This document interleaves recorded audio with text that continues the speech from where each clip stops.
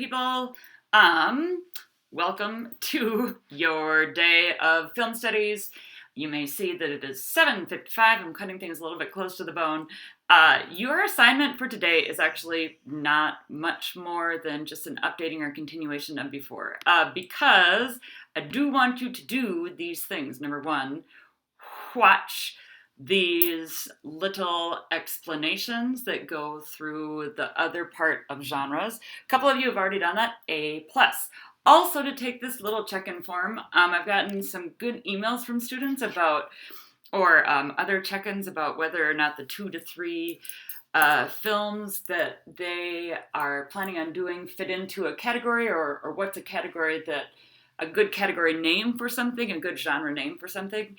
And I really just want to see where people are at with that, how far you're at in the genre project, because I kind of sent you sailing off on this a little bit vaguely. And I'm still in the midst of figuring out how best to translate this, which you would be doing up in front of the class, into something that you can accomplish digitally.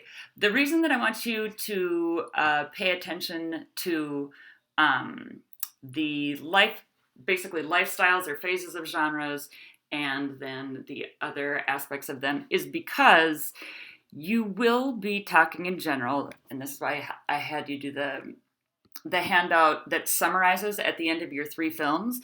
Shout out to Christian Lurch, who's been on the ball. Other people have been on the ball as well, but I noticed that you had boxed the thing back again.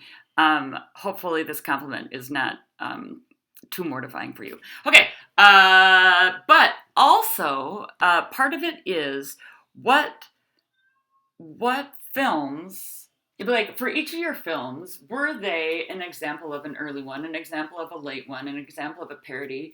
And partly because I'd like you to, in your selection of films, maybe even look for not 3 classic versions of your genre, but let's say 1 revisionist and 2 classic, or maybe you get a beginning, middle, and end of the genre, so that you're doing just a little bit more refined thinking about them. And then also do the thinking and the analyzing that I overindulged in with Genres Big Picture Part 2, where you look for the genre itself, like why is this genre psychologically relevant to people? Why is this genre, especially if you're looking at a classic moment in time, when a certain genre seems to have been popular, or even a genre that's really popular right now, what is the cultural connection? And so that's a chance for you to not just kind of point out things that you see that are just right there, but a chance for you to do your own philosophizing and thinking about them. And it is, again, the presentations aren't going to look exactly like this, but I do want you to go more in depth about how are you defining your own genre. Anyway, I've rambled a little bit too long to tell you that I want you to watch these 2 things, and also make sure that you do this so that I can see where we're at. Presentations obviously are not happening today, but they will be happening soon-ish.